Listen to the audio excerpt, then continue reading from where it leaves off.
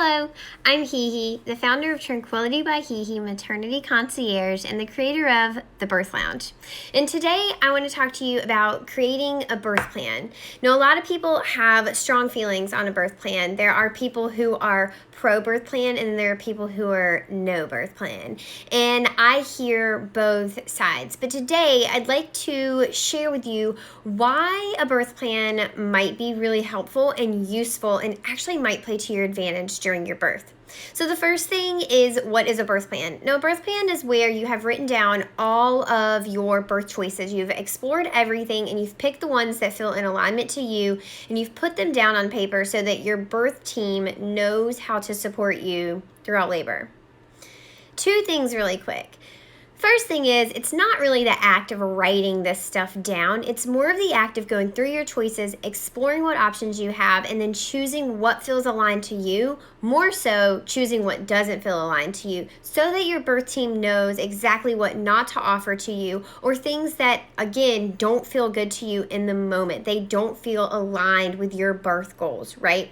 Second thing is, instead of thinking about it as a birth plan, I encourage you to think about it actually as a birth preference sheet, because most people think about a birth plan and they think about how can they control different pieces of birth or how their birth goes. And I encourage you to think about it as, no matter where I get in labor, I've already thought about my choices and here are my preferences when we get there.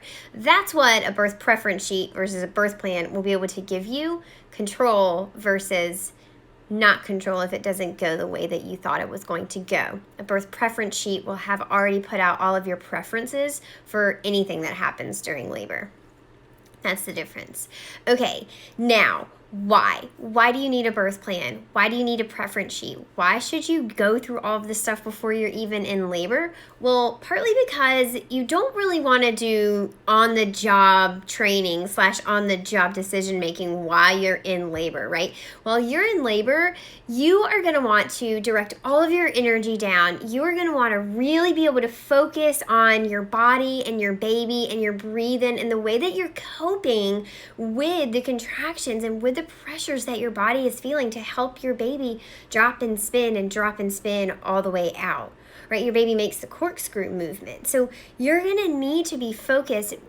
Having outside people like your medical providers or your nurses or your partner or your doula ask you questions during labor is going to be really disruptive. And that is one of the things that we do very differently here at Tranquility by HeHe. And something that we teach you in the Birth Lounge is how to go ahead and communicate all of those things so that your team already knows. And a birth preference sheet, a birth plan, is a tool to help you do that. So that's the why. If you have a birth preference sheet, if you have a birth plan, if you have already thought about all of these things and you know how you feel about them and you're able to articulate and communicate these things to your team, then you've just given everybody a goal, right? You've given everybody a finish line. And if you go into your birth thinking you want it one way, then your partner's responsible for supporting you in the way that they think you want your birth to go, right? Your nurse is going to support you in the way that they think you want your birth to go. Your provider's the same thing. Your doula, all these people around you are going to be supporting you in a way that they think you want your birth to go, but it'd just be so much easier if you would lay it all out for us, okay? All right, now the final thing is when. When should you be making your birth plan? From the moment you find out you're pregnant, you have so much to learn. So I suggest diving in. It can be really overwhelming, which is one of the things I did in the Birth Lounge. I just streamlined everything. I basically filtered out all the noise and I put together just the resources and the research and the decisions you need to make and the things you need to know going into your labor. And I just boom, put it all in there for you. But start learning from the beginning. Take things in slowly, digestible. Make sure you're getting things from good, reputable, evidence-based resources.